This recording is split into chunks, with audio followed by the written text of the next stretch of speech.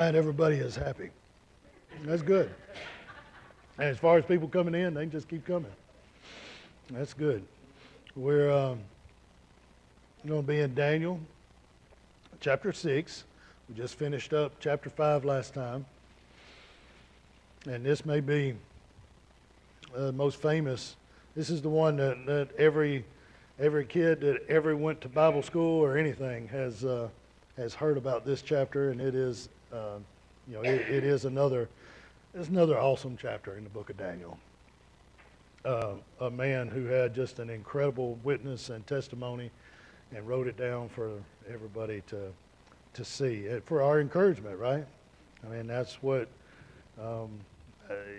If you got something in your life that's a testimony, and every one of us do, we should share it, because it's a uplifting thing to other Christians to hear what the Lord is doing in people's lives. And so last time, chapter 5, the Babylonian Empire has come to an end. It was prophesied that would happen. It was because of the pride of the rulers, and usually that permeates down through all the people.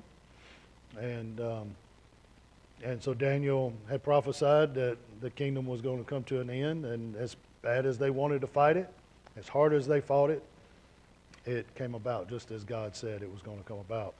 And Belshazzar blasphemed against God, took his gold and took all the part of the cups and utensils, all the stuff from the temple, and used them in his party to thumb his nose at God. And that very night, God sent a hand to write on the wall and tell him that you've been found wanting in the balances. And that very night he lost his life, and the kingdom was given to the Medes and the Persians. And so we're starting in chapter 6 and verse 1. This is right after, not too long after, that Darius has taken over.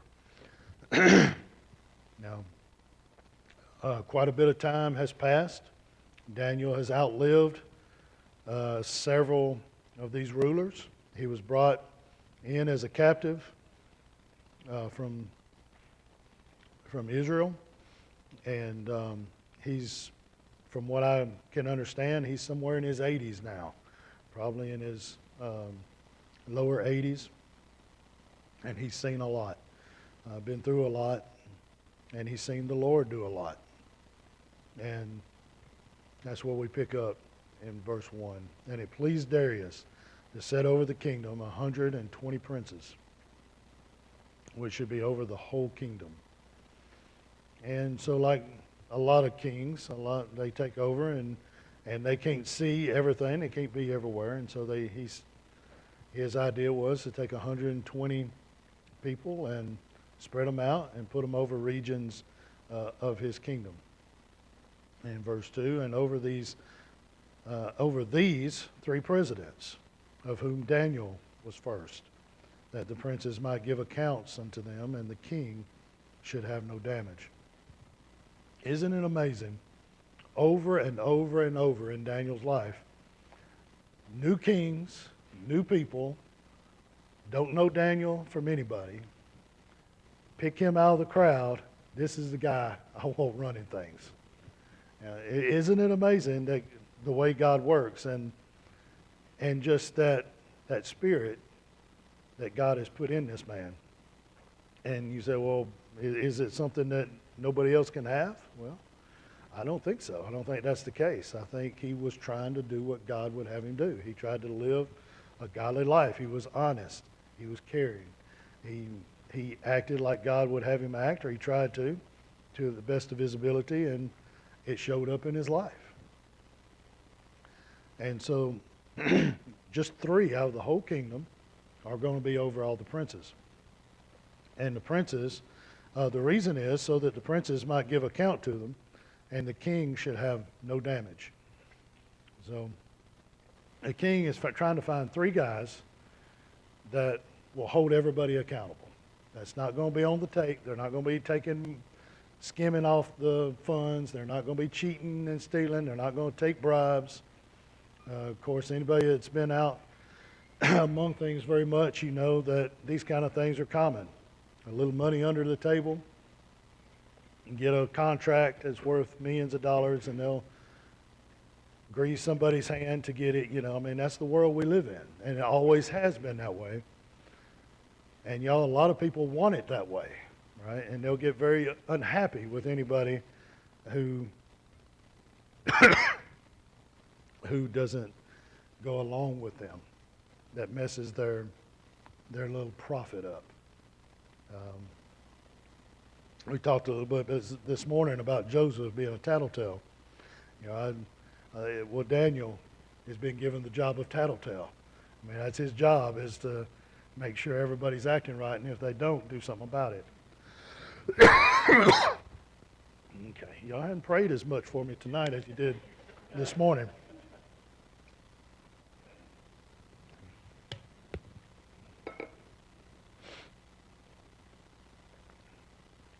And so, Daniel has been given this job of one of the three, and he's the head one. He's the top guy.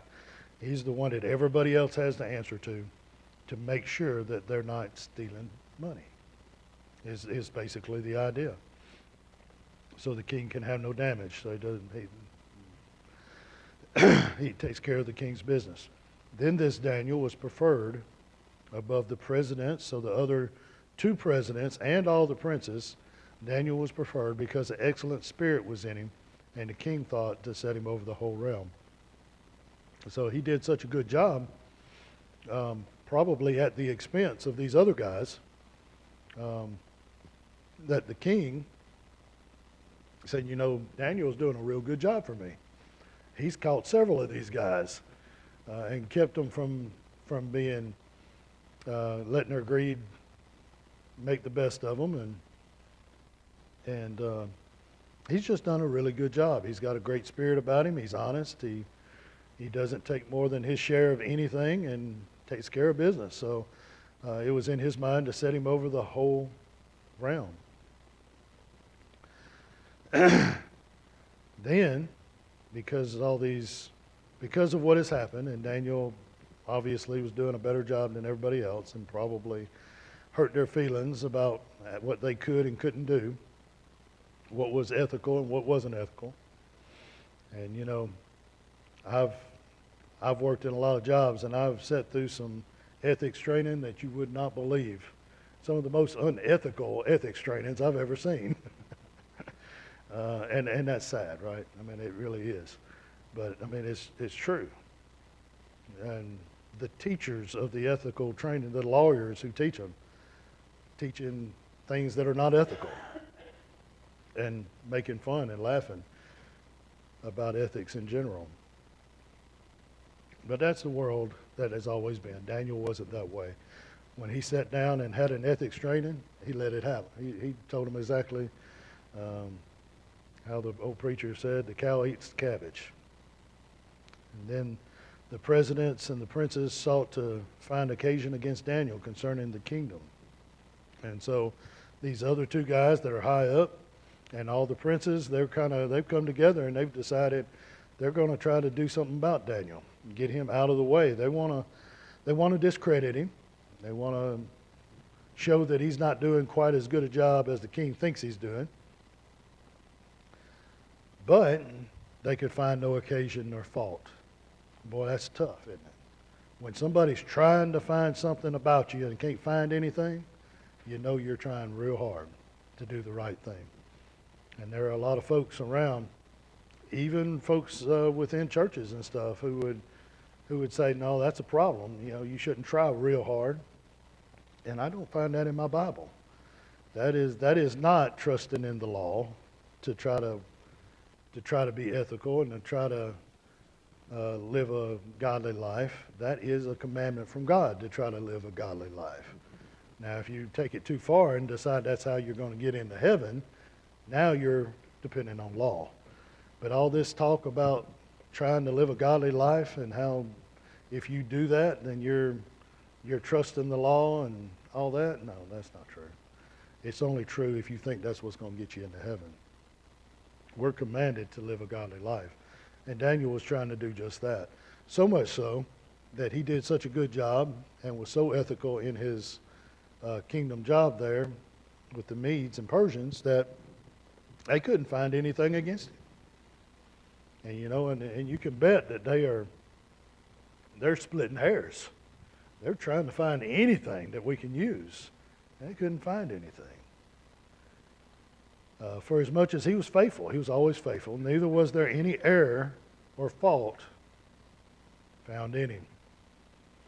You know what this is? This is a miracle of God, just like it has been before. Just like God has performed miracles all through Daniel's life, God is working a miracle in Daniel's life at this point, where they can't find a fault or even an error in his life at this point. Now, I'm not saying he's perfect. He wasn't perfect, but they couldn't find anything at all, not even an error. And I would just stop here to say this, that the sanctification process that we go through as Christians is nothing short of a miracle in itself. The way that God renews our minds and makes us a new creature and starts changing our want-tos and our how-tos and just changing us, period, y'all, that is a miracle in itself. And each and every Christian person that has accepted Christ, God is working a miracle in your life. And it's not something for you to push away or shy away from, but it's something to hold on to and embrace and thank God for. And I believe very much that Daniel was doing exactly that. And they couldn't find any error or fault in him. Then said these men, we shall not find occasion against Daniel, except we find it against him concerning the law of his God. And so they've watched him close enough to find out this isn't working and it's not going to work. We could stay here all for the next year and we're not going to find anything we can use against Daniel unless we can figure out how to get him with his God, with his worship of his God, because he worshiped a different God than they did, of course. And so here's the weak spot in Daniel's life. It's interesting that they would, and these are smart men, but isn't it interesting that they always come to that point where they think, well, there's that weak spot. The weak spot is his God. The weak spot is his religion. The weak spot is his Christian walk. The world thinks that about us, doesn't it? They think that our weak spot is our religion. Our weak spot is our God, our trust in our God. And isn't it ironic that that is our strong spot? And they can't see it. And it's Daniel's strong place. And they said, we can't find anything against him unless we can figure out how to get him according to his God. Then the presidents and the princes assembled together to the king, and he said unto the king, Darius, live forever. And all the presidents of the kingdom, the governors and the princes, the counselors, captains, have consulted together to establish a royal statute and to make a firm decree that whosoever shall ask a petition of any god or man for 30 days, save of thee, O king, he shall be cast in the den of lions.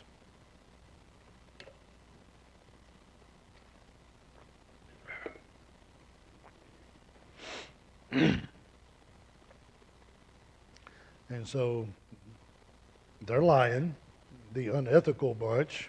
Now, Daniel would never lie about them, would he? He always told the truth, always was faithful.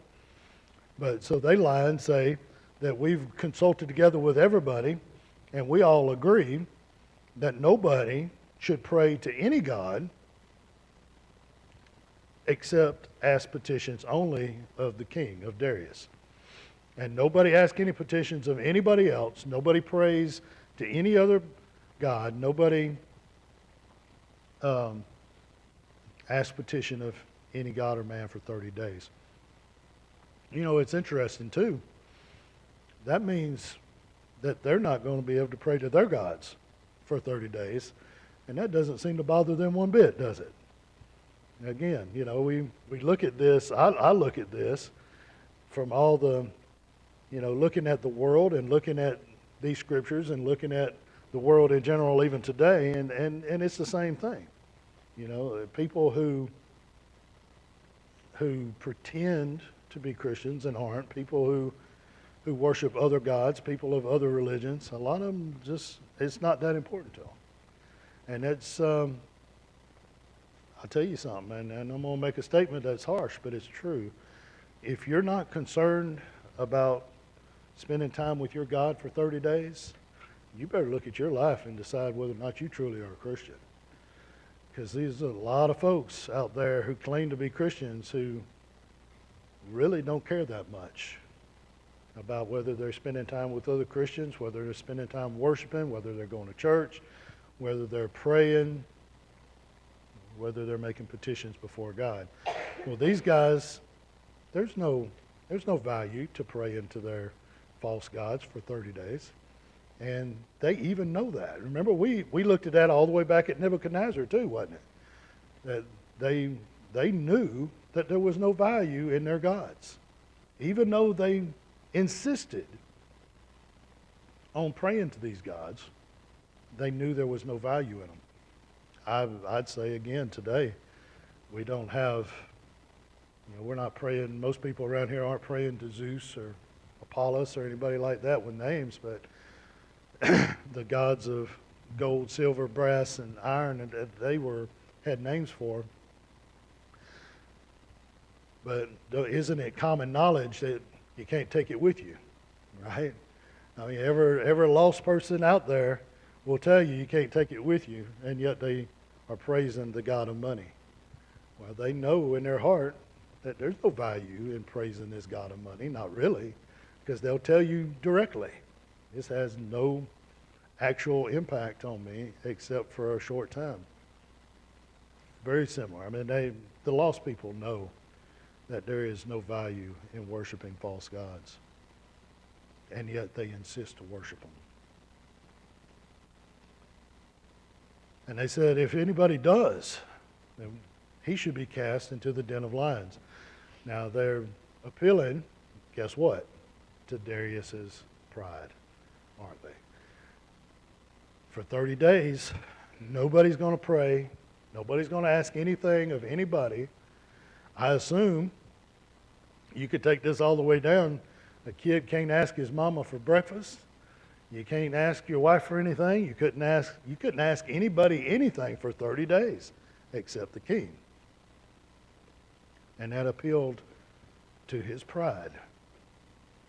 Now, O king, establish the decree and sign the writing that it may not change according to the law of the Medes and Persians, which altereth not.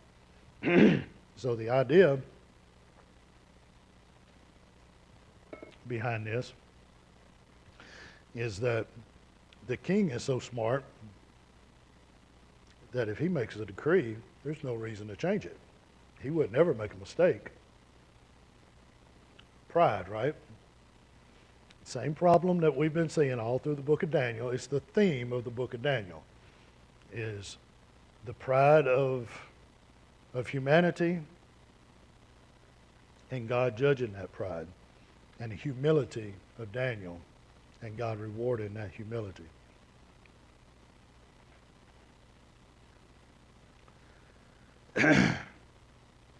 And so once, and we see this back in Esther, we see that in other places in the Bible, and also from secular studies, that this was a practice among the Medes and the Persians, that once the king signed something in the law, it couldn't be changed. Wherefore King Darius signed the writing and the decree. He signed it. Now when Daniel knew that the writing was signed, so he doesn't make any qualms about it. He knew, he didn't say, well, I didn't know, or anything like that. When he knew that the writing was signed, he went into his house, and his windows being opened in his chamber toward Jerusalem, he kneeled down upon his knees 3 times a day and prayed and gave thanks before his God as he did aforetime. This is something he had been doing for a very long time, probably since he was a young teenager, first come here, 70 years. He has been getting on his knees and praying toward Jerusalem for deliverance from this bondage and praying to God and giving thanks before God. And again, he knew that it was signed, and he went ahead and went in the house and he opened his windows, just like he always did. Again, a lot of people would say things like, well, just shut your doors. Nobody needs to know. But then he'd be changing what he'd always done and what he had been told to do by the Word of God. And so why does he do this? Why does he pray toward Jerusalem 3 times a day and open his windows toward Jerusalem to pray? He's doing what God told him to do. 1 Kings chapter 8, verses 44 through 50, King Solomon is ready to dedicate the temple, and he is praying a prayer to God. And this is what he says: "And if thy people go out to battle against their enemy, whithersoever thou shalt send them, and shall pray unto the Lord toward the city which thou hast chosen, and toward the house that I have built for thy name, then hear thou in heaven their prayer and their supplication, and maintain their cause. If they sin against thee, for there is no man that sinneth not, and thou be angry with them, and deliver them to the enemy, so that they carry them away captives unto the land of the enemy." This is what's happened to Daniel. He has been carried away captive into the land of the enemy. "Yet if they shall bethink themselves in the land whither they are carried captives, and repent, and make supplication unto thee in the land of them that carried them captives, saying, We have sinned and have done perversely, we have committed wickedness, and so return unto thee with all their heart and with all their soul in the land of their enemies, which led them away captive, and pray unto thee toward their land, which thou gavest unto their fathers, the city which thou hast chosen, toward their land, and the city that God had chosen, Jerusalem, and the house which I have built for thy name, the temple, then hear thou their prayers and their supplications in heaven, thy dwelling place, and maintain their cause. And forgive thy people that have sinned against thee, and all the transgressions therein they have transgressed against thee, and give them compassion before them who carry them captive, that they may have compassion on them." Now, do you see Daniel written all over this prayer? And I wouldn't have even come back here and read you this prayer, because this is a prayer of Solomon, except that a chapter over, in chapter 9 and verse 2, it says that the Lord appeared to Solomon the second time, and as he appeared unto him at Gibeon, and the Lord said unto him, I have heard thy prayer and thy supplication that thou hast made before me. I have hallowed this house which thou hast built, to put my name there forever, and mine eyes and mine heart shall be there perpetually. So God has confirmed that he has heard and answered Solomon's prayer. Daniel is a man who studies. We find that out as we go through. He has studied everything he can get his hands on, that he was written by somebody that was a man of God, that he could. And Daniel was a man of means. He could get hold to a lot of stuff, right? You can bet he has read that. You know he has, because he's doing exactly what God has said he would honor. So Daniel is doing this, not just for himself, but notice that the promise was that they would have compassion on you. And the kings have clearly had compassion on Daniel. And my people get to return home. God will send you back home, right? Daniel wants more than anything for his people to be let loose and go back to Jerusalem so they can worship God. He is doing his level best to fulfill what God told him he had to do, and that was to repent and live for God and pray that God would send deliverance. That's what Daniel's doing. Now, would you stop doing that if you've been doing it for 70 years and it was ingrained in you and you wanted for your people to go back to Jerusalem, he said, I won't stop doing it. And so this is something he had been doing for years and years. I talked about this morning the power of prayer. Who knows how much Daniel had to do with this prophecy coming true. That God said it was going to happen 70 years. But how much did Daniel's prayers have to do with it? You know, that boggles our mind sometimes, but it's very important, this prayer time. He said, I won't stop doing it. Then these men assembled and found Daniel praying and making supplication before his God. Oh, they got together and watched him through the window. Do you think Daniel didn't see him standing out his window? He stood there and watched a whole bunch of them gather up out there. And you know what he did? He fell down on his knees and he prayed to God, just like he always had. And he gave thanks and he asked God to deliver him and his people. And so they did exactly what they wanted to do. They came near and spake before the king concerning the king's decree. And he said, have you not signed a decree that every man that shall ask a petition of any god or man within 30 days, save of thee, O king, shall be cast into the den of lions? The king answered and said, the thing is true, according to the law of the Medes and Persians, which altereth not. So before they say anything about Daniel, they reiterate, we want to make sure you remember, king, that you signed this and you can't change it. And then answered they and said before the king, that Daniel, which is of the children of the captivity of Judah, regardeth not thee, O king, nor the decree that thou hast signed, but maketh his petition 3 times a day.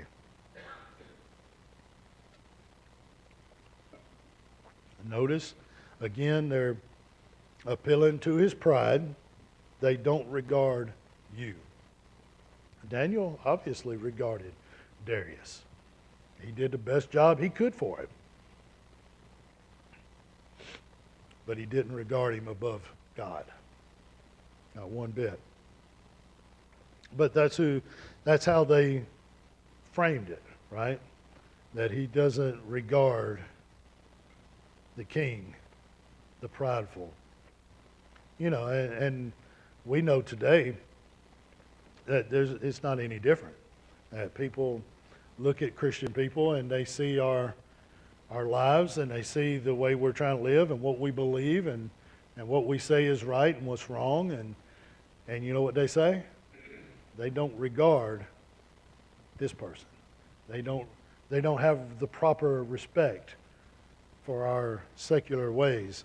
They don't have they frame it such that instead of us loving our God and living for him, that no, you hate the people. You hate the sinners. You hate the people who live this way. That's why you're saying that people shouldn't live that way. It's because you hate them. You've got a problem with them. This is a me against you thing. We're, people against people. And that if we've let it be that, then we're wrong to do that. Because this should always be like it was with Daniel. That this is not a me against you. This is me loving God and obeying him. And that's what it was for Daniel. But realize that the world is going to frame it like we're in the wrong with this thing. And they're going to say that we're all manner of bad things, and they're going to say we've got all these problems. And eventually, they're going to throw us in jail, and they're going to behead us and everything else. The Bible tells us that has happened throughout the ages, and it will happen again. And when they do that, they're going to frame us as the bad guy, just like they did Daniel. And I think we need to be prepared for that. And sometimes that's the hardest part of being a martyr. But one of the hardest things about living for God and being cast into jail is not just being thrown into jail, but being thrown as a jail like a crook, being seen as an evil person by the world. But just remember, that's what they did to Jesus. They gave him a sham, a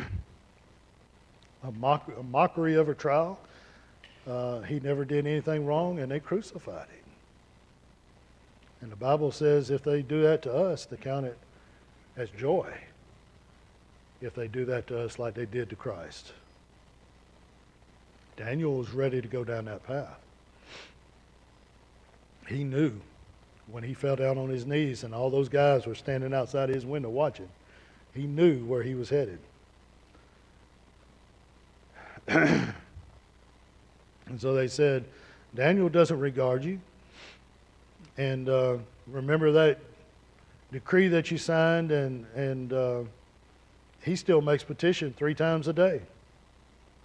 And when the king heard it, when he heard these words, he was sore displeased with himself.